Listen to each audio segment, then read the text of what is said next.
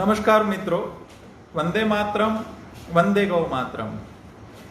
आज फिर से मुझे मौका मिला है माननीय राजेश्वर राव जी और शिव प्रसाद जी और सभी ने मिलके जो किसानों से बात करने का, और कुछ मित्र है जो सिंगापुर से भी काफ़ी मित्र है तो वो भी जुड़ रहे, इसलिए बहुत बहुत धन्यवाद राजेश्वर राव जी और सभी आपके मित्रोगण का कि ये मौका मुझे फिर से मिला आप सभी से जुड़ने का। तो आज हम 2 से 3 प्रकार की बातें करेंगे।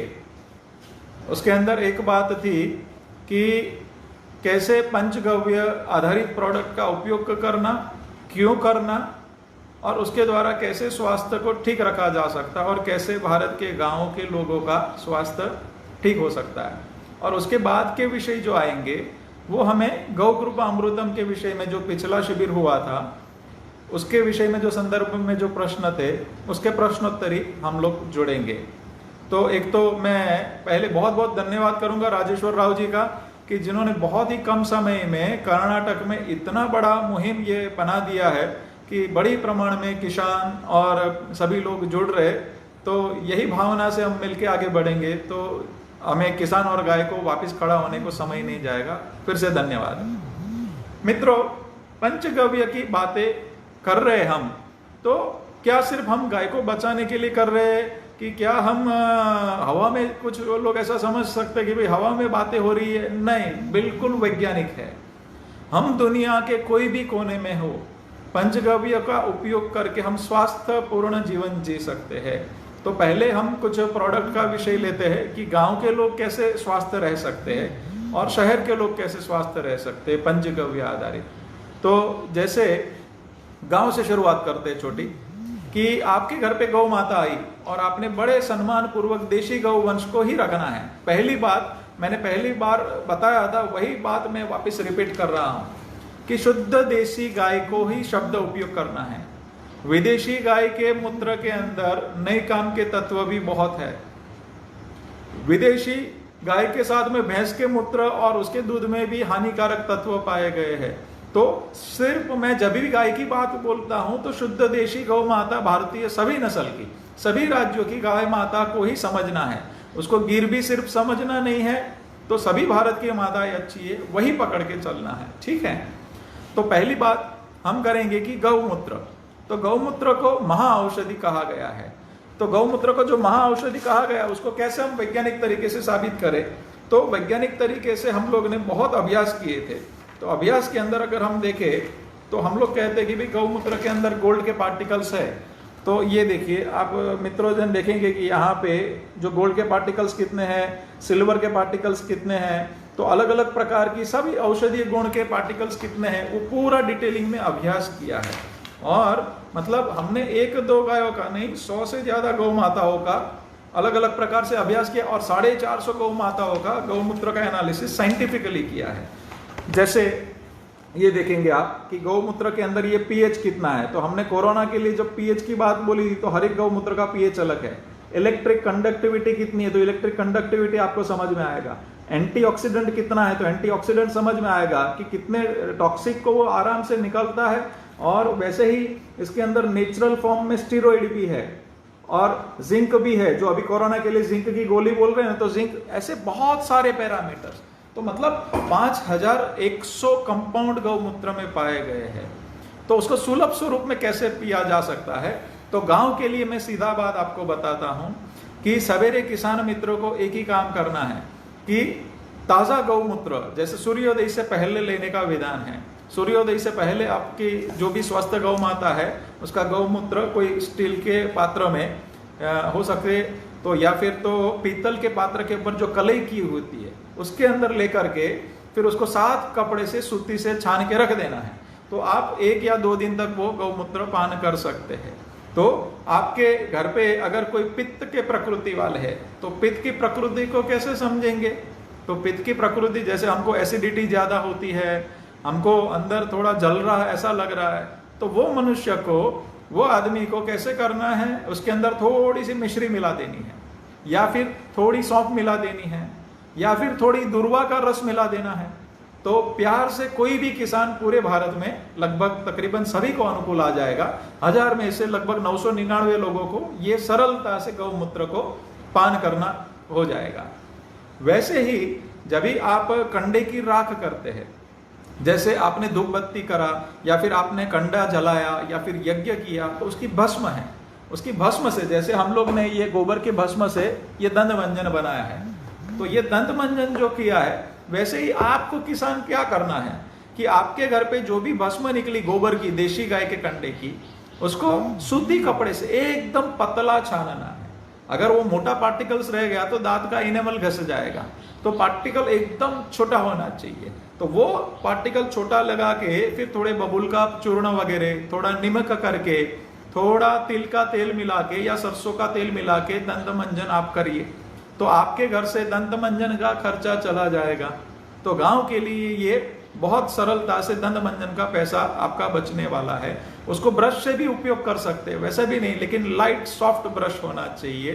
तो गांव के लिए ये खर्चा आपका जाएगा। फिर आप नहाते हैं, तो नहाने के लिए जैसे हमने ये उबटन बनाया हुआ है, जैसे ये केश उबटन है, वैसे ही आपको नहाने के लिए गांव में, इवन ये शहरों के लिए भी मैं बता रहा हूं, जो आज बैठे हुए कुछ मित्र सिंगापुर से भी देख रहे, तो दंत मंजन ऐसे आपके गांव से जो भी गौशाला बनाती है उनका या हमारा या किसी का भी लेकर के उसको गाय को सहयोग कर सकते हैं और आपका स्वास्थ्य भी ठीक रहेगा। वैसे ही जो मैंने बताया कि जो उबटन नहाना, आज मेरा मित्रों 23 साल हो गया है, 23 ईयर से हम साबु शैम्पू नहीं लगाते हैं। कभी कोई प्रयोग के लिए किया है तो बात अलग है, लेकिन साबु शैम्पू नहीं लगाते। इसी चूर्ण से, जैसे सर के लिए है तो ये शिकाकाई से लेकर के अलग अलग प्रकार के रहेंगे, गोबर गौमूत्र के भी संबंध, ये केश उपटन है तो ये बालों के लिए है। ये किसान मित्र खुद भी कर सकते हैं, जैसे शिकाकाई, अरीठा और गोबर का चूर्ण बना के और उसमें छाछ मिला के आपने सर पे धो लिया तो बहुत अच्छे से होगा। वैसे ही उसके शैम्पू बनते हैं, तो उसकी छोटी एक पुस्तिका भी तैयार करेंगे, तो गांव वाले लोग अपना खर्चा घर पे ही वो निकल जाएगा, उनको कोई कंपनी को पैसा देने की जरूरत नहीं है, और वही प्रोडक्ट अपने शहर वाले भाई बंधु खरीद के उनको एम्पावर कर सकते हैं। वैसे ही नहाने के बाद जब हम कपड़ा पहनते हैं, तो गाय आधारित जिसने कपास उगाया है उसी कपड़े को, अभी धीरे धीरे ऐसे लोग, ऐसा ग्रुप तैयार होने लगा है, तो वही कपड़ा पहने देसी कपास का, तो वही किसान को एम्पावर होगा और वहां पर भी गाय माता को एम्पावर हम कर पाएंगे। तो किसान मित्रों, सूती कपड़ा हमें शहर के खोटे दिखावे में नहीं आना है। जैसे ये सूत्र का कपड़ा है जो हाथ बुनाई का होता है या एकदम मोटे धागे का होता है, तो पसीना अच्छे से चूसता है। और देसी कॉटन के अंदर इचिंग वगैरह नहीं होता है। जो विदेशी कॉटन है, जो बीटी का जो कॉटन, जो हाइब्रिड जेनेटिकली मॉडिफाइड जो कॉटन है, उसके कपड़े में काफी जगह पे स्किन डिजीज का बड़े पैमाने पे तकलीफ पूरी दुनिया में शुरू हो रही है। तो हमें शुद्ध देशी गाय के आधारित जो कपास उगाया उसी के कपड़े के ऊपर हम भविष्य का एक दर्शन लेकर के जा सकते हैं। फिर आप जब दिया करते हो घर पे, मंदिर पे, तो भी वो घी का दीपक करेंगे।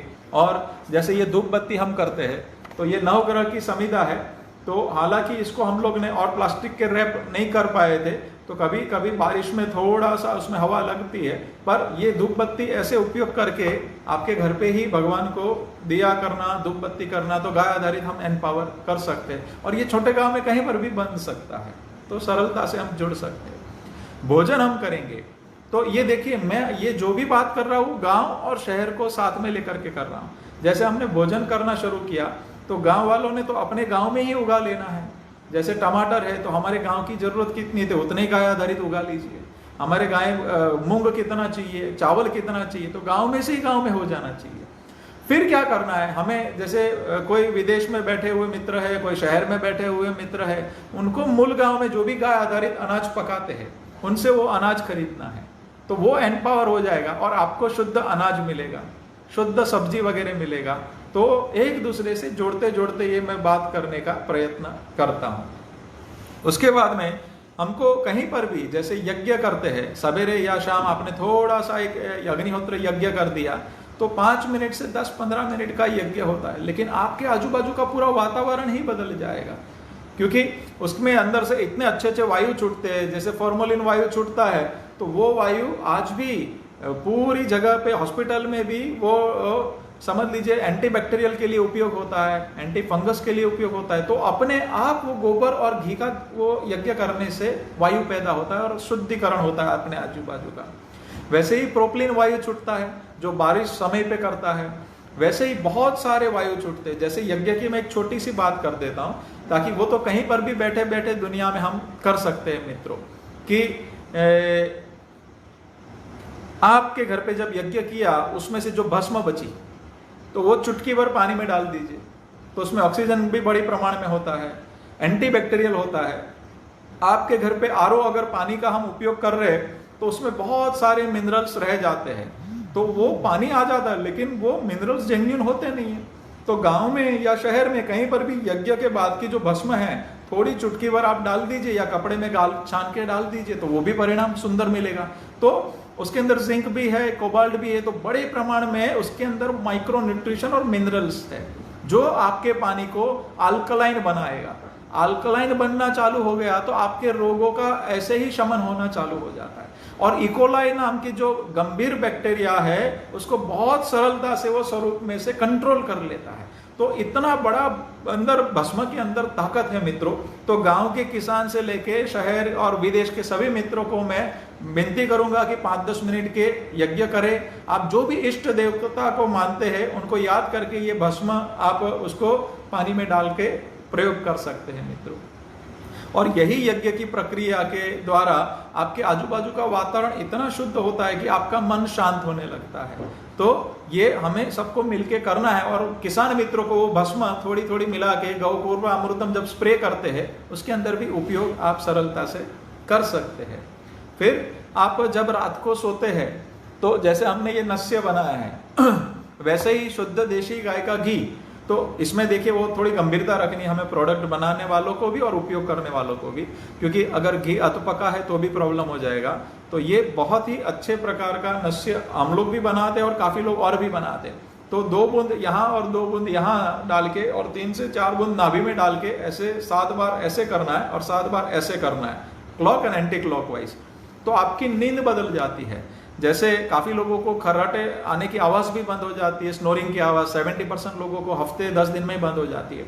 साउंड स्लीप होती है, 10 घंटे की नींद जो है वो सिर्फ 6 से 7 घंटे में पूरी हो जाएगी। और साउंड स्लीप मतलब आपको कभी कभी क्या होता है कि हमको लगता है कि भाई रात को हम पूरा सोए, सवेरे भी नींद पूरी नहीं हो रही है, तो वो साउंड स्लीप नहीं है।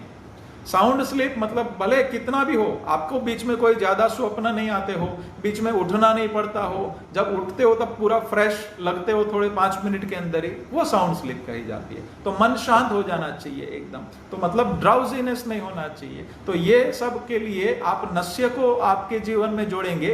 ये हमारा नस्य काफी बड़े प्रमाण में आईटी के प्रोफेशनल्स उपयोग कर रहे हैं, जो रात को कॉल सेंटर में भी देर तक कार्य कर रहे हैं, तो बहुत सुंदर परिणाम मिला हुआ है। तो आप सभी लोग गांव के या शहर के सभी लोग ये उपयोग कर सकते हैं। और नस्य करने से नाक के अंदर जैसे ये गंभीर बैक्टीरिया या वायरस है उसकी कॉलोनी नहीं बन सकती है, कोलैप्स हो जाएगी। तो उस हिसाब से अपन ये कार्य कर सकते हैं।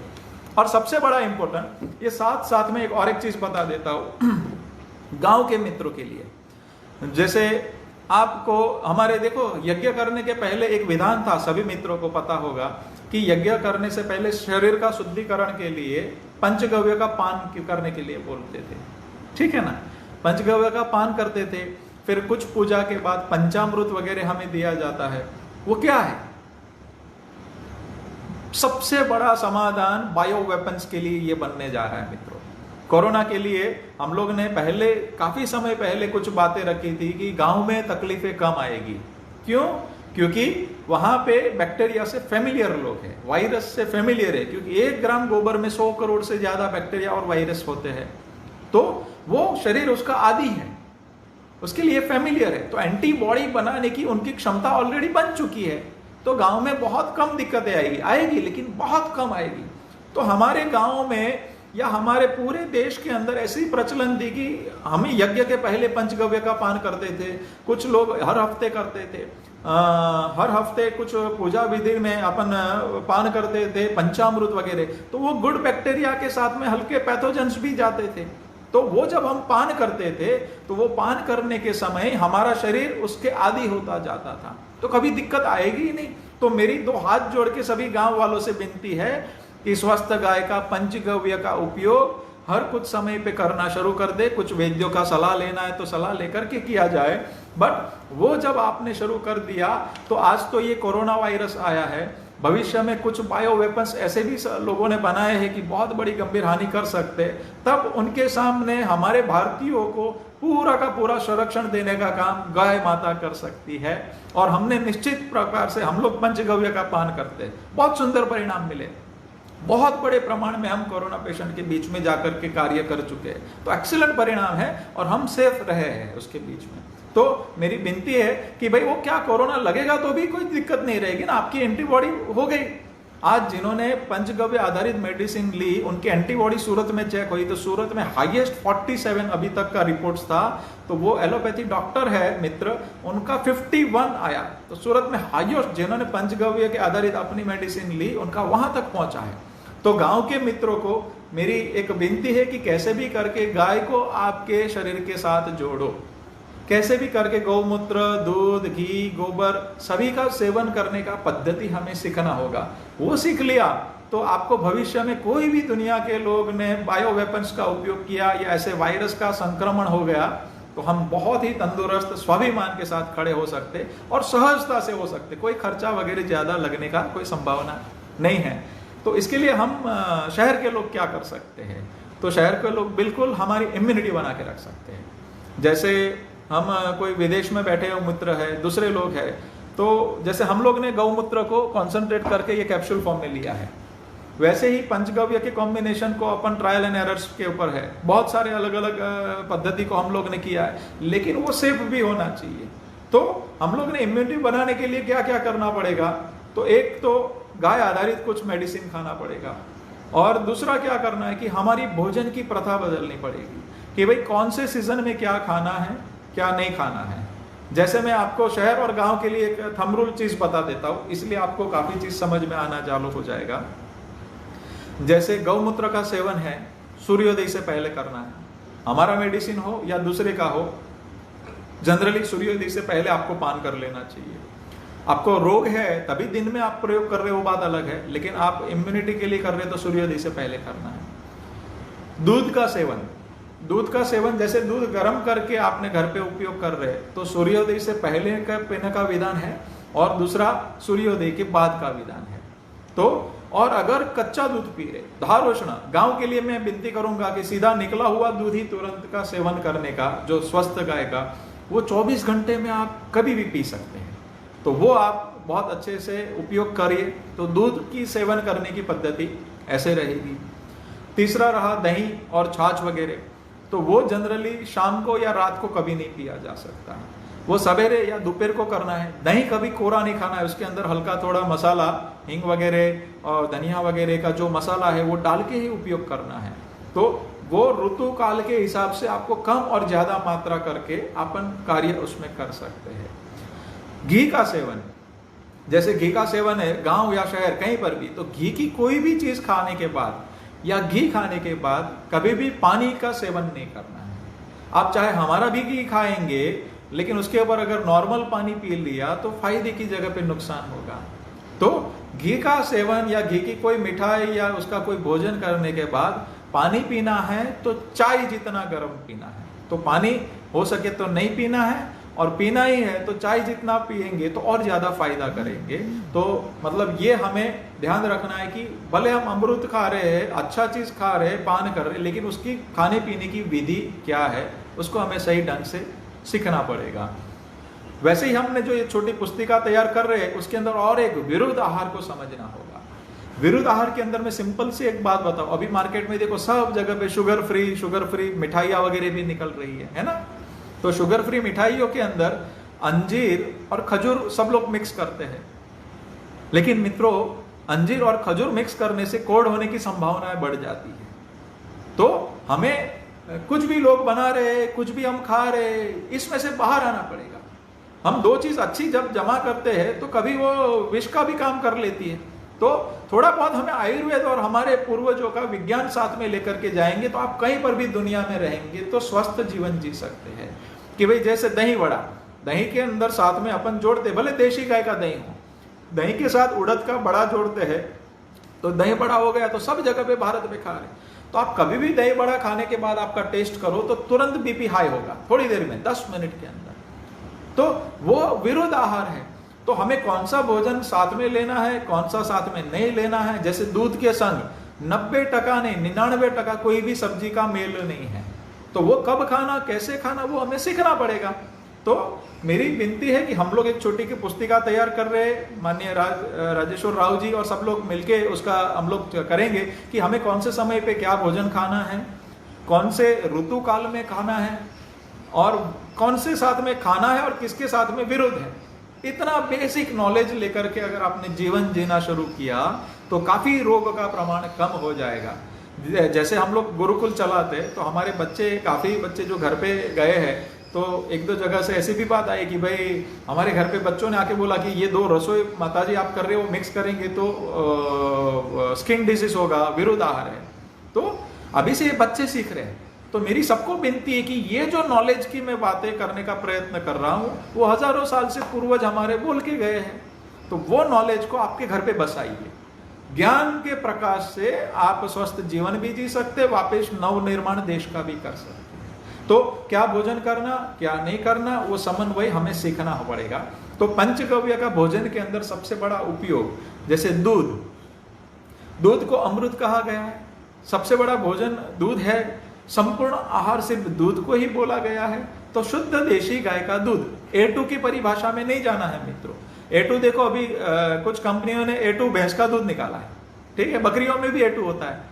तो A2 परिभाषा जो दी गई है वो विदेश से मिली हुई परिभाषा है। तो हमें तो एक ही शब्द उपयोग करना है, शुद्ध देशी गाय का दूध, ठीक है।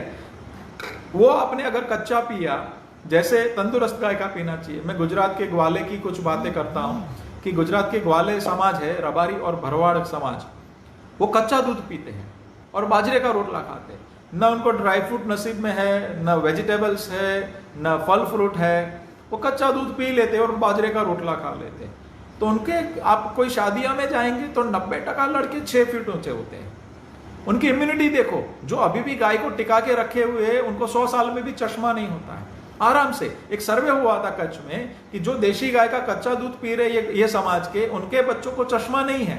जो दूसरे देशी गाय का दूध नहीं पी रहे, शहर के हैं, उनको चश्मा का बहुत नंबर बढ़ रहा है। तो गांव के लोगों के लिए तो यह आशीर्वाद है कि आपके घर में ही सारा समाधान है।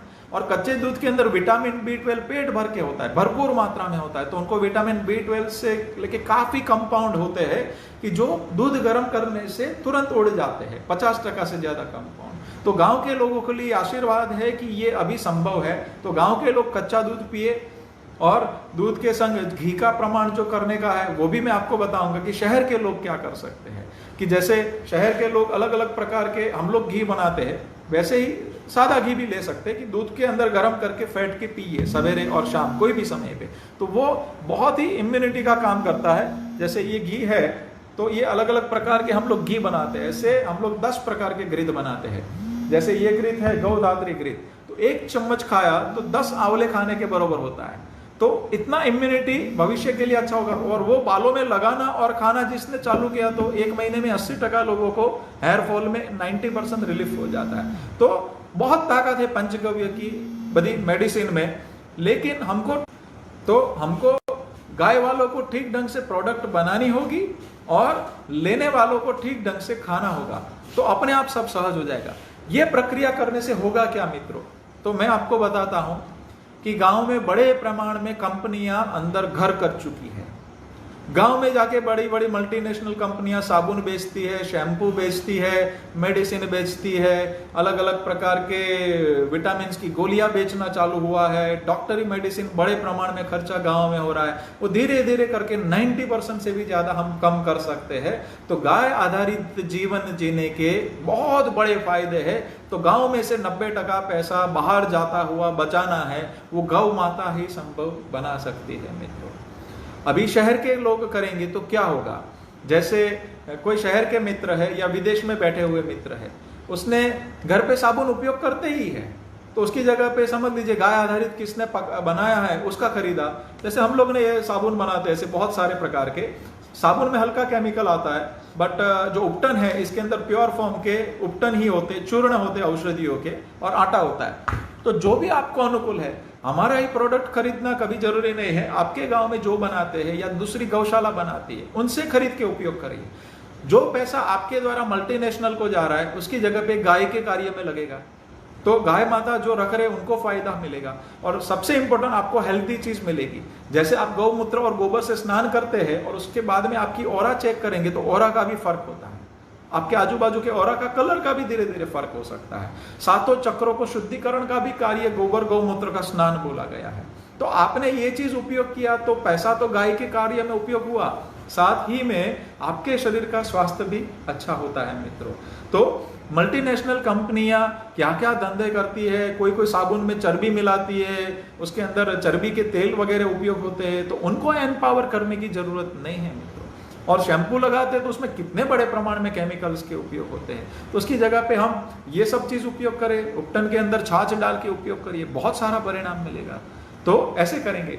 दूसरे गांव और शहर वाले, जब आपको शेविंग करना है, जो पुरुष मित्र है, तो दही लगा के शेविंग कर लीजिए। शेविंग क्रीम का भी खर्चा चला जाता है और बहुत सुंदर होता है, हम काफी सालों से कर रहे हैं। आप एलोवेरा का जेल भी लगा के कर सकते हैं। तो केमिकल हर जगह पे अप्लाई करना जरूरी नहीं है, हमें उसके विकल्प ढूंढने चाहिए। और सबसे बड़ा थंब रूल है डिमांड एंड सप्लाई।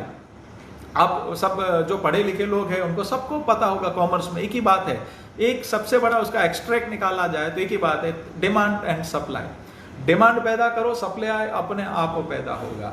तो मेरी विनती है शहर वालों को, सभी लोगों को, कि अपने गांव के लोग या अपने गांव के नजदीकी गौशाला का प्रोडक्ट उपयोग करना शुरू कीजिए। तो वो गाय वाले एम्पावर होंगे, वो गांव वाले एम्पावर होंगे, वो प्रकृति भी आपको आशीर्वाद देगी और आपका स्वास्थ्य भी ठीक रहेगा। दूसरा कार्य क्या होगा कि गाय माता बचेगी। आज जो पुराना काल में बहुत अच्छे से वर्णित किया गया है कि पंचगव्य से स्नान करने का कितने सारे गुण हैं, तो वो पैसा जब गाय और किसानों को मिलेगा तो वो अपने आप बचना चालू होंगे। और जो हमारे देश के विरुद्ध षड्यंत्र कर रहे हैं या विकृत विकास की कंपनियां हैं, उसको एम्पावर करने का हम तो सहभागी नहीं बनेंगे। तो वो कंपनियों को एम्पावर करना ठीक है कि गांव के किसानों को, ये हमें मित्रों समझना होगा। और दूसरा, सात्विक हमारा विकास होगा, सात्विक हमारा ऑरा होगा, तो उसका भी बहुत बड़ा फर्क होगा। तो हम जो भी अन्न का प्राशन कर रहे हैं, हम अन्न जो खा रहे हैं, वो भी मेरी विनती है शहर वालों को कि आपके गांव में जो भी किसान पका रहा है ऑर्गेनिक, उससे खरीदिए। तो क्या होगा कि हमारे, देखो हम भी ऑर्गेनिक स्टोर चलाते हैं, हमारे 13 स्टोर से भी ज्यादा खुल चुके हैं, ऑनलाइन भी है। तो कभी हमारा लेना जरूरी नहीं है, हम भी उपयोग देते हैं, सप्लाई करते हैं, बट आप डायरेक्ट किसान को पूरा पैसा चुकाया तो वो एम्पावर हो जाएगा। उनके घर पे 2 पैसा ज्यादा मिला तो वो खेती में टिका रहेगा। नहीं तो क्या होता है कि वो शहर जाता है, शहर में स्वाभिमान वाली जॉब नहीं है और गांव में इतना उनको व्यवस्था नहीं होता कि घर चला पाए। तो हमारा शहर वाले लोगों का एक फर्ज है कि उनको पूरा पैसा चुकाए, जो गाय आधारित अन्न पकाते हैं, गाय आधारित जो फल फ्रूट उगाते हैं, तो उनसे आप पूरा खरीदना चालू कीजिए। फिर शहर वाले क्या करेंगे, कपड़ा मैंने जो बोला जो गाय आधारित बनाते उसका खरीदेंगे, धूप बत्ती खरीदेंगे तो यही खरीदेंगे। धूप बत्ती की और एक मैं बात बताता हूँ, जो मार्केट में दूसरी जो बैम्बू स्टिक की धूप बत्ती मिलती है, तो मेरी विनती है आप सभी को कि बैम्बू स्टिक उपयोग नहीं करना। बैम्बू स्टिक वास्तु के हिसाब से भी वो जलने के समय वास्तु दोष होता है, साथ ही में वो जलने के बाद अस्थेमेटिक फ्यूम्स वगैरह होते हैं, ऐसा काफी मित्रों ने हमको, साइंटिस्टों ने भी इवन बताया है। तो अस्थेमेटिक फ्यूम्स वगैरह होते हैं, उसकी जगह पे क्या करना, तो जो हम धूप बत्ती बनाते हैं या कोई भी जो किसान बनाता है कि जिसमें बैम्बू स्टिक का उपयोग नहीं होता है, जैसे ये धूप बत्ती में खोलने का प्रयत्न करता हूँ, इसके अंदर बैम्बू स्टिक का उपयोग नहीं हुआ है, ये सीधी स्टिक होती है और उसका ऐसा सिंपल सा एक स्टैंड होता है। तो स्टैंड के ऊपर ये ऐसे हो गया तो कोई दिक्कत नहीं रहेगी। तो जो उसके फ्यूम्स आएंगे वो फायदे वाले फ्यूम्स आएंगे, अस्थेमेटिक फ्यूम्स नहीं आएंगे। तो आप जब भी भगवान को घी का दीपक जलाते हैं तो बड़े प्यार से देशी गाय का ही दीपक जलाइए, देशी गाय का ही धूप बत्ती करिए, तो वो गांव वालों को फायदा होगा। और एक चीज मैं हमारे शहर के बैठे हुए मित्रों को बोलूंगा कि देशी गाय की घी की कीमत की जब बात आती है तो काफ़ी लोगों को हमारी बात कभी उल्टी लगती है कि भाई हम पैसा ज़्यादा देने के लिए बोलते हैं घी का, तो हमारा घी 5,000 से शुरू होता है, 5,000 से 12, उस हिसाब से हम क्वालिटी भी बनाते हैं। पर मेरी यह हमेशा विनती रही, हमारी हर एक शिविर में, हमारे शहर में हम कहते हैं कि आप गांव में से कोई भी देशी गाय का घी खरीदो, 4,000 5,000 से नीचे नहीं खरीदना। तो क्यों? जैसे आप क्यों का मैं जवाब देने का प्रयत्न करता हूं कि आप शहर में डेयरी में से जब दूध खरीदते हैं, वो देशी गाय का नहीं, घेटा, बकरा, भैंस, मिलावट सभी का मिक्स आता है। वो दूध का जब आप दही जमा के बिलोना कीजिए, बिलोना करने का ही घी फायदा वाला है। क्यों? क्योंकि अगर हम क्रीम का निकालने का प्रैक्टिस हो गया हमारे शहर में कि मलाई का हम क्रीम का घी निकालते हैं, वो फायदे की जगह पे नुकसान करता है। अभी ये प्रैक्टिस गांव में भी चालू हो गया, उसमें घी भी ज्यादा मिलता है बट गुणवत्ता बहुत डाउन होती है, वो फैट बढ़ाता है, वो रोग करता हो जाता है। तो मेरा ये कहने का मतलब है कि जब चर्निंग का प्रोसेस होता है तब अर्निन नाम का एक कंपाउंड पैदा होता है जो कोलेस्ट्रॉल काटता है मित्रों। तो हमें क्या करना है कि गांव वाले लोगों को, सभी को विनती, इवन शहर वाले भी चर्निंग प्रोसेस करें, भले थोड़ा टाइम लगे, ऐसे छोटे छोटे मशीन मिल रहे हैं अभी, तो मशीन से जो मक्खन निकल गया और मक्खन निकालने के बाद उसको जो गर्म किया वो घी खाया, वो दुनिया का श्रेष्ठ घी है और वही घी उपयोग करना है। तो जब हम शहर वाले लोग 56 या 60 रुपए वाला डेयरी का दूध खरीदते हैं और चर्निंग करते हैं, तब 35 लीटर पे 1 लीटर घी बनता है मित्रों। कितने में पड़ा घर पे अगर लेबर के साथ कैलकुलेट किया जाए तो 2,000 से ज्यादा पड़ता है। तो घेटा, बकरा, भैंस और मिलावट वाला दूध घर पे हम ला करके जो बनाते हैं, हमारे घर पे 2,000 से ज्यादा पड़ता है, तो शुद्ध देशी गाय वाले लोग सस्ते में कैसे दे पाएंगे? तो मेरी विनती है कि आप कभी ऐसे तर्क मत दीजिए कि भाई हमें नहीं पोसाता, इतना महंगा हम कैसे खाएंगे। देखो, हम पिज्जा खाने जाते, 2,000 रुपए किलो पिज्जा खा जाते, उधर प्राइस पूछते कि क्या कॉस्ट है उनकी। हम मेकअप लगाते हैं, हम कॉस्मेटिक लगाते हैं तो 20-20 हजार रुपए किलो लगाते हैं, तो उधर प्राइस पूछते कि भाई आपका जेन्युइन कॉस्ट क्या है। नहीं, तो उसकी जगह पे ये तो बेचारे कितने मेहनत करते हैं गांव के किसान, कितना गाय को खाना खिलाना होता है, कॉन्सेंट्रेट फीड खिलाना, उसके बच्चे को संभालना, उसके गोबर की साफ सफाई करना, और कितनी मेहनत के बाद वो घी बनाते हैं। तो उसको अगर एम्पावर किया तो क्या होगा कि भाई आपको अगर, चलो इनके आपको आर्थिक उपार्जन इतना नहीं है तो 4,000 रुपए किलो खरीदना है। कैसे कि 1 किलो घी खा रहे, उसकी जगह पे 250 ग्राम खाओ, 200 ग्राम खाओ, बट उसको पैसा पूरा चुका के खाना है। देखो, गांव वाले लोग ना आंदोलन करने नहीं आएंगे कि भाई हमें नहीं पोसाता है, वो घर से गाय निकाल देंगे और वो कत्ल खाने जाएंगे, तो आप शहर वाले भी उसके भागीदार बनेंगे। तो आपने अगर पूरा पैसा उसको चुकाया तो वो गाय रख पाएगा। तो आपके मूल गांव में जो भी देशी गाय रखता है उसको जाकर के आप रिक्वेस्ट करो कि आप बिलोने का घी बना के दो, 2 आंचल बच्चे को पिलाओ गाय के, और मुझे वो दूध का घी बना के दो, तो वो मैं पूरा चुकाऊंगा। तो किसान प्यार से रखेगा गाय और वो घी आपको सुकून वाला घी मिलेगा, क्योंकि उसके बच्चे का शोषण नहीं हुआ है, गौ माता का शोषण नहीं हुआ है। उसके बाद का जो प्रोडक्ट है वो अतुलनीय होता है मित्रों, उसका कोई तुलना नहीं होता है। तो आपका स्वास्थ्य ही अच्छा रहेगा। देखो, महंगा प्रोडक्ट खाने के बाद एक साथ में आपको लॉन्ग टर्म लाइफ में अच्छा स्वास्थ्य होगा। कैसे कि मेरा ये बात कहना था कि समझ लीजिए कि गाय का प्रोडक्ट नहीं खाया है, आपने आयुर्वेद को फॉलो नहीं किया है, तो एक साथ में डॉक्टर डंडा मार के पैसा लेके जाने वाला है। वही पैसा आप धीरे धीरे गांव वालों को चुकाते जाइए तो आपका स्वास्थ्य भी अच्छा रहेगा, हमारे देश की संस्कृति भी बचेगी, हमारी पुरानी परंपराएं भी बचेगी, और गुणवत्ता युक्त जीवन जीने की पद्धति भी बचेगी, और हम शहर वाले भी बचेंगे। तो मैं गांव और शहर दोनों वाला हूं, तो मैं दोनों के बीच में जोड़ने की प्रयत्न ये काफी समय से कर रहा हूं। और गांव वालों को मैं एक बात कहना चाहूंगा कि जो बिलोना जब हम करते हैं, चर्निंग का प्रोसेस, उसमें से जो मक्खन आता है वो मक्खन अतुलनीय होता है, वो दुनिया का श्रेष्ठ टॉनिक है कि वो वाला मक्खन आप आपके बच्चों को खिलाइए। श्री कृष्ण भगवान ने ऐसे ही मक्खन की बातें नहीं बोली है। मैं इवन ये शहर वाले भाइयों को भी बोलूंगा कि गांव में से वो फ्रीज में रख के वो मक्खन आप शहर में आप हर रोज थोड़ा थोड़ा मक्खन और थोड़ा मिश्री मिला के आपके बच्चों को खिलाइए। उन बच्चों को मैंने जिनको देखा है कि जो बचपन से बड़े प्रमाण में घी, मक्खन और इसका सेवन करते, उनका मानसिक और शारीरिक विकास ही कुछ अलग है, तो वो अतुलनीय होता है। तो गांव वाले लोग दबा के पहले मक्खन खुद खाए, आपके पास बचता है, फिर शहर वालों को बेचना है। शहर वाले भी जो गांव से मक्खन और घी भी मंगवाना है और एक दूसरे के साथ पूरा जोड़ना है। तो वैसे ही हम लोग मिलके आगे बढ़ सकते हैं मित्रों। तो ऐसी एक के बाद एक बहुत सारी हमारी प्रोडक्ट है कि जैसे 8 रोगों में हम लोग ने ये अलग अलग कैप्सूल सब रेंज बना रहे, तो 40 मेडिसिन हम बना रहे हैं। तो बैक पेन है, नी पेन है, हेयर फॉल है, अस्थमा, दमा, सर्दी, कफ, बुखार, ऐसे मासिक धर्म के बहनों के जो प्रश्न है तो बहुत सरलता से समाधान होता है। यहाँ पे 2 वैद्य भी हमने बिठाए तो पूरा उनको बैकअप रहता है कि कौन सी प्रकृति को क्या खाना। तो बहुत सुंदर 90% से ज्यादा सक्सेस रेशियो है गाय आधारित दवाई में। तो जिनको तकलीफ है बिल्कुल हमें संपर्क कर सकते हैं, लेकिन हमें हमारे पास आपको आना ही नहीं पड़े, वैसी स्थिति कैसे निर्माण हो वो हमें देखना है कि अच्छा भोजन करें, ऋतुचर्या के हिसाब से भोजन करें, गाय आधारित हम जीवन जिए और एक दूसरे से मिलके हम आगे बढ़े। और वैसे ही हम लोग अगर बातें करें तो और 1-2 चीज जोड़ सकते हैं, जैसे ये च्यवनप्राश है, तो ऐसे बहुत अच्छे अच्छे फॉर्मूला हमारे ऋषि मुनियों ने दिए हैं। तो वैसे फॉर्मूला वाली चीज आप इम्यूनिटी के लिए शहर वाले लोग खा सकते हैं, जिससे आपको रोग जल्दी लगे ही नहीं। वो स्थिति कैसे निर्माण हो सकती है मित्रों।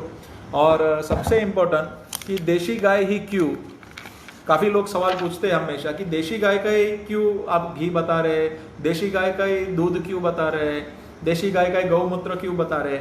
देखिए विदेशी गाय के मूत्र में कैंसर के लाइव सेल्स को डाला गया, वो मल्टीपल हो रहे थे। देशी गाय के मूत्र में ही वो मर रहे। वैसे ही विदेशी गाय के मूत्र में नए काम के खेती के फंगस डाले गए, वो बढ़ रहे थे, देशी गाय में ही वो मर रहे थे। तो हमें जो साइंटिफिक आधार मिल रहे उस हिसाब से बहुत सरलता से हम समझ पा रहे कि देशी गाय हमारे पूर्वजों ने कितनी अच्छी मेहनत करी है और कितनी बड़ी समृद्ध चीज हमें दी है। अगर हम उसको सम्मान नहीं करेंगे तो बहुत बड़ा चूक हो जाएगी हमसे। तो देशी गाय का ही उपयोग ये करना चाहिए, अदरवाइज ये बहुत बड़ा हानि हो जाएगा। कैसे होता है मैं आपको एक सिंपल सा बात बताता हूँ, शहर और गांव वालों मित्रों को ये समझना चाहिए।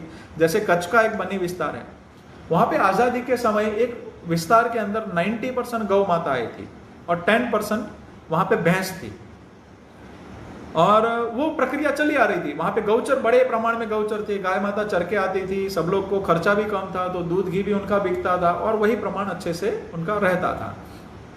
लेकिन हम व्हाइट रिवोल्यूशनर कहते हैं ना, डेयरी ने गांव को समृद्ध कर दिया, ऐसा कर दिया। लेकिन सबसे बड़ी चूक डेयरी की हो गई गुजरात में या पूरे देश में कि उन्होंने फैट के ऊपर आधारित प्राइस डिसाइड किया। फैट का किस में, भैंस के अंदर ज्यादा होता है। एसएनएफ भैंस का और गाय का ऑलमोस्ट सेम होता है। दूसरे जो कंपाउंड्स और एलिमेंट्स है गाय के दूध में वो दुनिया में कहीं पर भी नहीं है, उसका किसी का ध्यान ही नहीं दिया गया। पूरा आंख बंद करके पैरामीटर्स तय कर दिए मापदंड की, मापदंड हमारा फैट का रहेगा। पूरे वर्ल्ड में कहीं पर भी लगभग फैट का 2-4 देश में ही है, बाकी है नहीं कहीं पर भी। तो ये क्या हो गया पता है कि फैट का प्राइस ज्यादा मिला तो भैंस को प्रोत्साहन मिल गया। भैंस को प्रोत्साहन मिल गया तो आज वो बन्नी विस्तार में 80 से 90% भैंस है और 10% ही गाय बची है। इनडायरेक्टली हमने गायों को मार दिया, हमारी पॉलिसी ने मार दिया। तो मेरी एक आपको सभी को विनती है कि गवर्नमेंट कोई पॉलिसी बनाती है, कोई कंपनी पॉलिसी बनाती है, उसके अंदर मत आओ। हमारा पॉलिसी परिवार का हमें तय करना है। हमारे देश का संस्कृति का पॉलिसी हम हमारे लोग तय करेंगे। जैसे उस डेयरी वालों ने भैंस का दूध बेचा, हम खरीदेंगे नहीं तो डेयरी कैसे बेचेगी। हमें डिमांड एंड सप्लाई का रूल वहां पे एप्लीकेशन लगाना है कि हम मांगेंगे देशी गाय का दूध, तो डेयरी वाले भी उसको ज्यादा प्राइस से खरीदेंगे। डेयरी वाले नहीं दे रहे ना तो डायरेक्ट किसानों से खरीदो, डायरेक्ट किसानों से उसी का घी खरीदो, तो अपने आप गाय रखेंगे। वो डायरेक्ट ऑर्गेनिक ही मांगो तो अपने आप वो ऑर्गेनिक के लिए ही बात करेंगे। तो मेरी ये आपको सबको विनती है कि ये बहुत बड़ा रोल आप निभा सकते हैं बैठे बैठे, कि आप आपके जीवन के खुराक में माइनर चेंज करके एक कुछ सिद्धांतिक जीवन बना के पूरे देश को आप बचा सकते हैं। और ये पंचगव्य का सेवन की जो मैंने बातें करी, ये प्रोडक्ट की सेवन की बातें करी, तो मैं फिर से आपको एक क्लैरिफाई करता हूँ कि मेरी ही प्रोडक्ट खरीदनी जरूरी नहीं है। बहुत सारे लोग काफी सालों से गायों के अंदर कार्य कर रहे हैं। सभी गौशाला को एम्पावर कीजिए, आपके गांव के किसानों को एम्पावर कीजिए, और किसान भी अपने गाय आधारित जीवन जी करके खुद को एम्पावर कर सकते हैं। तो मेरे ख्याल से ये बहुत ही अच्छे से हम लोग उसमें आगे जा सकते हैं। तो और एक चीज़ मैं आपको सभी को कहना चाह रहा हूँ, मेरे ख्याल से हमें पौना घंटा 1 घंटा बातें करनी थी इसके विषय में, लेकिन कोई बात नहीं, और 5 मिनट 10 मिनट अपन बातें करते हैं कि बहुत कुछ थोड़े समय के अंदर ही हम लोग एक पुस्तिका छोटी सी बाहर करेंगे। वो हम और राजेश्वर राव जी हम ई बुक में, तो वो हम ई बुक में भी रख देंगे कि भाई कौन से समय के क्या भोजन करना है, क्या नहीं करना है, कौन सी उम्र में क्या खाना है। तो वो सब को हम लोग मिलके आप सभी तक पहुंचाने का प्रयत्न करेंगे। तो देश विदेश में कहीं पर भी बैठे हुए मित्र भी पूरा स्वस्थ जीवन अपना कर सकते हैं। और हमें अच्छे अच्छे मिलेट्स वगैरह खाने चाहिए। जैसे हम गेहूं खाते हैं तो गेहूं हमारा क्या होता है, गेहूं के अंदर ग्लूटेन ज़्यादा होता है, तो हमें जौ को अंदर इन्वॉल्व करना चाहिए गेहूं के संग संग। फिर हमें मूंग खाना चाहिए, बाजरा खाना चाहिए, आपके बनियान खाना चाहिए। तो बहुत सारी चीज़ की अलग अलग वैरायटी हमारे देश में, अलग अलग बहुत हजारों वैरायटीज है। तो उसमें जो परंपरा में चलता था वो हमें स्वीकार करने के बाद उस प्रकार के भोजन की दिनचर्या बनानी है कि कौन सी सीजन में कौन सा मिलेट्स खाना है। जैसे बाजरा है वो ठंडी में ज़्यादा खाया जाता है, तो वैसे मिलेट्स का सेग्रीगेशन हम करेंगे और आप तक पहुंचाने का प्रयत्न करेंगे। तो प्रिवेंटिव, हमें तकलीफ आए ही नहीं उस पे जाने का है, और आए तो गाय आधारित या आयुर्वेद आधारित कैसे ठीक हो जाए उस पे ध्यान देना है। और एक्सीडेंटल केस में कभी इमरजेंसी तो एलोपैथी को भी हमको स्वीकार करना पड़ेगा। तो हमें बिल्कुल प्रयत्न करना है कि प्रिवेंटिव के ऊपर चले जाए। आयुर्वेद भी यही कहता है कि बीमारी आए ही नहीं वो स्थिति सबसे अच्छा निर्माण है। आपको पता है मित्रों, पहले के जमाने में आयुर्वेदाचार्यों को अर्थ उपार्जन का मापदंड क्या था, उससे बहुत सारा हमारी संस्कृति के विषय में पता चलेगा।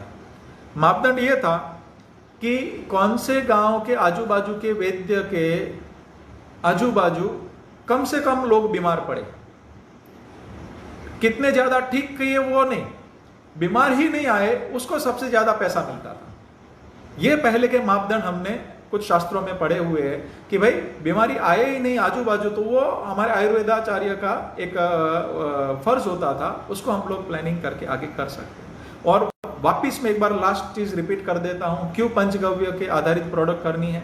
मेरे एक मित्र है, दूध के ऊपर है, 15 साल से वो दूध पी रहे, सवेरे 1 लोटा शाम को 1 लोटा, खाना ही नहीं खा रहे, लेकिन कच्चा दूध ले रहे।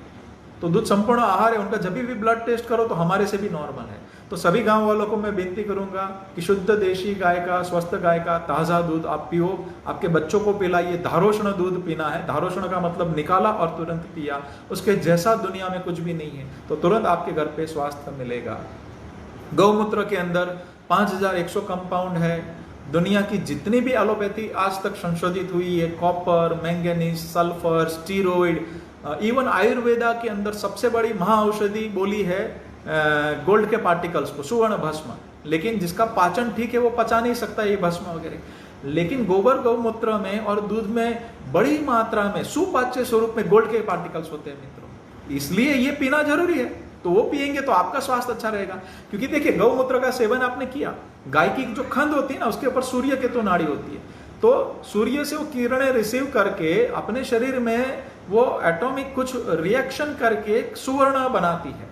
उसका चारा का एनालिसिस करो, उसके अंदर गोल्ड के पार्टिकल्स नहीं होंगे। उसके पानी जो पिला रहे उसका एनालिसिस करो, गोल्ड के पार्टिकल्स नहीं है। लेकिन वो गोबर गौमूत्र और दूध आता है, इसके अंदर गोल्ड के पार्टिकल्स है, और इतने नैनो फॉर्म में है कि वो कोई छोटा बच्चा भी पचा सकता है, बूढ़े बुजुर्ग भी पचा सकते हैं। तो वो भस्म और ये भस्म अलग हो गई, ये तो नैनो फॉर्म में हो गया, लिक्विड फॉर्म में। तो इतना इजीली सुपाच्य स्वरूप में गोल्ड के पार्टिकल्स आपके शरीर में हर रोज जा रहे हैं, तो आपकी इम्यूनिटी धीरे धीरे धीरे करके बढ़ती जाएगी। तो गांव वालों को अगर सोना अच्छे मात्रा में, चांदी भी है उसके अंदर, कॉपर भी है, जिंक भी है, मैंगनीज भी है, तो वो सुपाच्य स्वरूप में है। इतना अच्छे सुपाच्य स्वरूप में कोई भी मेडिसिन नहीं है कि जो गौमूत्र और दूध के द्वारा प्राप्त होती है। तो ये मेरी विनती है कि शहर और गांव वाले लोग ये गौमूत्र को जोड़े, क्योंकि आज तक ये 500 कंपाउंड के नाम दे पाए हैं, बाकी के नाम अभी तक साइंस नहीं दे पाया है गौमूत्र के। वो हमारे पास प्रमाण है और आप लोग आकर के यहाँ पे देख सकते हैं और मिलके हम इसमें आगे बढ़ेंगे। वैसा ही घी का है। घी के अगर समझ लीजिए कि आपने ये कोई 400 पत्ते की पुस्तक है, उसके ऊपर पानी डालो तो यहाँ से गिर के चला जाएगा, 10 पत्ते गर्म होंगे। लेकिन इसके ऊपर घी की 10-20 बूंदे डाल दीजिए तो ये बूंदे यहां से लेके आर पार यहां से निकल जाएगी, तो यहां तक पूरा घी लग जाएगा। तो वो एकदम नैनो फॉर्म में काम करता है। दिमाग वसा का बना हुआ है, घी भी मेजर वसा का पोर्शन है। तो आपने नशे किया या घी खाया तो बहुत उसके लिए जरूरी है।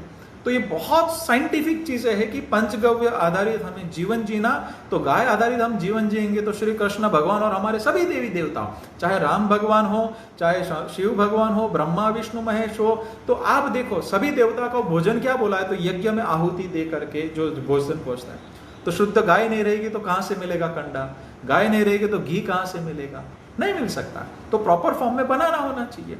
वैसे ही आपने भोजन किया, उनको प्रसाद के लिए भी वो चाहिए, हमें मृत्यु के लिए भी, जब भी मृत्यु में आजू बाजू भी वो घी का और अपना गोबर का लेपन होता है, घी जलाने के समय भी उपयोग होता है, तो वातावरण शुद्ध रहता है, वायरस जो मरे हुए बॉडीज में से बाहर नहीं आता है। बहुत साइंटिफिक चीजें हैं। तो हमें सिर्फ विज्ञान बोलेगा तभी मानना है? नहीं मित्रों, आज तक ये हमने बहुत कर लिया। देखो मैं ये साइंटिफिक बातें आपको कुछ डाटा दे रहा हूं, ये मजबूरी में दे रहा हूं, इतना आप समझना। मुझे पूर्ण श्रद्धा है हमारे पूर्वजों के ऊपर और हमारे शास्त्रों के ऊपर, लेकिन उसमें ऐसे हमें मक्खन लेने को सीखना पड़ेगा, क्योंकि उसमें भी काफी मिल्सन मतलब भेलसेल हुई है, मिलावट हुई है। तो शास्त्रों का अच्छा मक्खन लेकर के हम लोग को एक नए से एक परिमाण तय करना होगा कि कैसे हमें जीवन जीना, सात्विक विकास करना।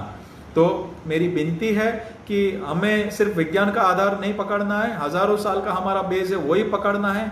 आज के विज्ञान में से अच्छा मक्खन जरूर लेना है। जैसे ड्रिप की व्यवस्था है, तो पानी पीने के लिए जो खेत में उपयोग करते हैं तो कम पानी में खेती होती है, तो अच्छा ही है बिल्कुल। तो जो अच्छा विज्ञान हमें स्वीकार करना है, हमारा पुराणों का जो अच्छा विज्ञान है उसके ऊपर घड़ी घड़ी शंका नहीं करनी है, उसको ठीक ढंग से समझना है और ठीक ढंग से एप्लीकेशन में लेकर के आना है, तो हम बहुत अच्छे से जीवन जी सकते हैं। तो पंचगव्य आधारित जीवन के लिए हम लोग बहुत ही इसमें मिलके आगे बढ़ सकते हैं और गांव और शहर वाले मिलके हम लोग आगे बढ़ेंगे। माननीय शिव प्रसाद जी का भी मैं धन्यवाद बोलूँगा कि आपने इतने दूर बैठे हुए, विदेश में बैठे बैठे हुए आप देश का सोच रहे हैं और किसानों और देश के लिए अच्छा सोच रहे और जोड़ने का प्रयत्न कर रहे गाय के संग सभी को, इसलिए आपका भी मैं धन्यवाद कहूँगा। तो पंचगव्य का विषय अगर अपन बात करें तो खत्म ही नहीं हो सकता, इतना लंबा लंबा विषय है। हम इतना समझते हैं कि हमने अभी बूंद भी नहीं जाना है समंदर में, उतना बड़ा गौ माता का विषय है। हमने कोरोना में भी अभी काम शुरू किया था, तो पिछले समय मैंने वीडियो में कुछ बताया था, तो अभी लगभग 200 से ज़्यादा पेशेंट ठीक हो चुके हैं और बहुत ही बड़ी प्रमाण में सक्सेस रेशियो मिली है। उसके पेपर वर्क्स कुछ चल रहे हैं, तो धीरे धीरे आपके सामने कुछ डाटा आएंगे, लेकिन अभी कुछ कारण से हम बंधे हुए हैं कुछ गाइडलाइन के वजह से, तो इसलिए पूरा paper research work almost final होने को है। तो गाय आधारित उसका भी समाधान बड़ा प्रमाण में हमें मिलने जा रहा है और मिल चुका है। हमें किसी प्रमाण की अभी लगभग जरूरत भी नहीं है, लेकिन मिला है। तो हमें गाय के नज़दीक जाना है। आप शहर और गांव वाले सब मिलके गाय को देखो, वेदों में एक वर्णन है, जैसी गौ माता की स्थिति वैसी हमारी स्थिति। गाय, धरती माता, सूरज की किरण, सबको गौ कहा गया है। मतलब गाय खुश तो ईश्वर खुश, गाय खुश तो हम खुश, ऐसा स्पष्ट कहा गया है। शुक्ल यजुर्वेद में बोला गया है, प्रश्न पूछा गया कि ऐसा कौन सा तत्व है कि जिसकी तुलना भारत नहीं, पूरा दुनिया नहीं, पूरे यूनिवर्स में कहीं पर भी नहीं हो सकती, पूरी दुनिया में, पूरे यूनिवर्स के अंदर, विश्व में, तो गाय माता ही जवाब में मिला है, मनुष्य की बात नहीं आई। तो मित्रों, इतना बड़ा दिव्य तत्व जो भगवान को रिप्रेजेंटेटिव कर रहा है नीचे, तो उनके हिसाब से उनके साथ हमने जो वर्तन किया है भारतीयों ने, तो मैं 2 हाथ जोड़ के विनती करूंगा कि हमारे शास्त्रों के प्रमाण ढूंढे जाइए, गाय के नजदीक जाकर के आप महसूस कीजिए कि गौ माता हकीकत सभी ईश्वरों की भी माता है। वो नजदीक आप उसके फील करेंगे, ईश्वरी आनंद फील करेंगे। लेकिन उसके साथ एक छोटी सी बात और एक जोड़ी हुई है कि 2 धारी तलवार है गौ माता। हमारे अनुभव की बात बोलता हूँ, वो खुश हुई तो ऐसा पुण्य नहीं है और दुखी हुई तो ऐसा एक भी पाप नहीं है। तो ये जो दिक्कतें हमारे देश में या कहीं पर भी यूनिवर्स में है, तो गाय को जितना हम सुखाकारी में रखेंगे, जितना हमारा विकास सात्विक होगा, जितना हमारा फूड सात्विक होगा, वो अपने आप दुनिया बदलेगी, अपने आप सब विकास अच्छा होगा, अपने आप वो संस्कृति का पुनर्निर्माण हो जाएगा। क्योंकि हम दम्भी जीवन नहीं जी सकते, डबल स्टैंडर्ड जीवन नहीं जी सकते। हम एक बाजू में न्याय की बात करेंगे, दूसरी बाजू गाय का हालत ये है। उसके गाय के बेटे नंदी ने हजारों साल हमें खेती करके पाला। कुछ ट्रैक्टर आ गए, कुछ 30 साल से 40 साल से, तो नंदी को ही भूल गए हम। तो हम इतना स्वार्थी नहीं बन सकते। हम कुछ पैसा मिल गए, हम गांव को भूल गए, हम स्वार्थी नहीं बन सकते। हम पैसा मिल गए, हम रासायनिक डालने लगेंगे, इतना स्वार्थी हम नहीं बन सकते। श्रद्धा रखो गाय माता के ऊपर, और गाय के आजू बाजू, उसके आजू बाजू सात्विक वातावरण बनाओ, अपने आप आपका विकास 100% होगा ही होगा। तो मेरे ख्याल से गाय के विषय में, उसके प्रोडक्ट के विषय में अभी और भी बहुत सारी बातें हो सकती है, लेकिन अभी काफ़ी समय हुआ है। इसके लिए हम दूसरा भी विषय गौ कृपा अमृतम के विषय में काफ़ी किसानों के कुछ प्रश्न थे, उसके तरफ जाते, लेकिन 2 प्रोडक्ट एक लास्ट में मैं एक बता देता हूँ। एक हमने ये प्रोडक्ट बनाया है अश्कामृत करके, जो गांव में बहनों को प्रश्न होता है मासिक धर्म के, उनको बड़ा प्रश्न है, बोल भी नहीं सकते और सॉल्यूशन भी नहीं है, क्योंकि हार्मोन इनबैलेंस हुए हैं बड़ी मात्रा में शहरों में और गांव में, तो वो सरलता से बैलेंस हो जाता है। तो गाय आधारित प्रोडक्ट खाने से ये बहुत सरलता से कार्य हो जाता है। तो गांव में और शहर में अच्छा भोजन, इवन मोरिंगा के पत्ते, फिर वीट ग्रास के जो चूर्ण हैं, ऐसे बहुत सारी चीज़ें हैं कि जिसके द्वारा आप स्वास्थ्य को गांव में भी वापस पुनर्निर्माण कर सकते। दुर्वा वगैरह का उपयोग करना है, मीठे नीम का उपयोग करना है, कड़ी पत्ता, मतलब तो ये सबको समन्वय अगर किया तो बहुत ही अच्छे से परिणाम मिलेगा। जैसे अस्थि ये घृत है, उससे काफ़ी लोगों को बैक पेन और नी रिप्लेसमेंट टल गया बड़ी मात्रा में। तो बड़ी मात्रा में गांव के लोग ये उपयोग कर रहे। तो मैं ये मेरी प्रोडक्ट उपयोग करना ऐसा नहीं कह रहा हूँ, वापिस अगेन मैं कर रहा हूँ कि गाय आधारित जहाँ पर भी अच्छी प्रोडक्ट मिलती हो उससे खरीदे, उसको एम्पावर कीजिए और आप इसमें आगे बढ़िए। और अभी अपन थोड़ा गौ कृपा अमृतम के विषय में प्रश्नोत्तरी के अंदर जुड़ेंगे। एक चीज़ और मैं बताना चाहूँगा कि जो सिंगापुर से मित्र है या फिर दूसरे लोग हैं कि जिन्होंने बहुत भाव से हमारे साथ अभी जुड़े हुए, तो उनको विनती करूंगा कि आपके मूल गांव के साथ, जैसे राजेश्वर राव जी कार्य कर रहे हैं, उनके साथ मिलके बड़ी मुहिम वहाँ पे चलानी चाहिए। तो गांव और शहर वाले मिलके जुड़ जाइए और कैसे एक दूसरे को एम्पावर कर सकते हैं। आपके बच्चों को भी साल में एक बार गांव में लेकर के आइए, तो वहाँ पे रहने की उसको आदत होगी, वहाँ के बैक्टीरिया से फेमिलियर होंगे, तो धीरे धीरे उनकी इम्यूनिटी, एंटीबॉडी होना चालू हो जाएगा। गाय और नंदी के खुर में बड़ी प्रमाण में बैक्टीरियाज होते हैं, उसको हम लोग सेवन करना, उसकी परिक्रमा करना, उसका तिलक करना, उसका बहुत बड़ा महत्व था और वैज्ञानिक कारण भी है। तो आपके बच्चे और आप जब तक गांव और गायों के साथ जुड़ते रहेंगे तो आपके शरीर में वो बहुत अच्छे प्रमाण में एंटीबॉडी बनाने की प्रोसेस चलती रहेगी। तो गांव के साथ, वो संस्कृति के साथ भी जुड़े रहेंगे, स्वास्थ्य भी अच्छा रहेगा और एक दूसरे को मिलके पूरक बन के सच्चे विकास का आप भागीदार बनेंगे। तो अभी विषय अपन चालू करेंगे थोड़े गौ कृपा अमृतम के विषय में। कि मैं 1 मिनट थोड़ा पानी पी लेता हूँ क्योंकि 1 घंटा हो गया है, काफ़ी समय हुआ। 1 मिनट।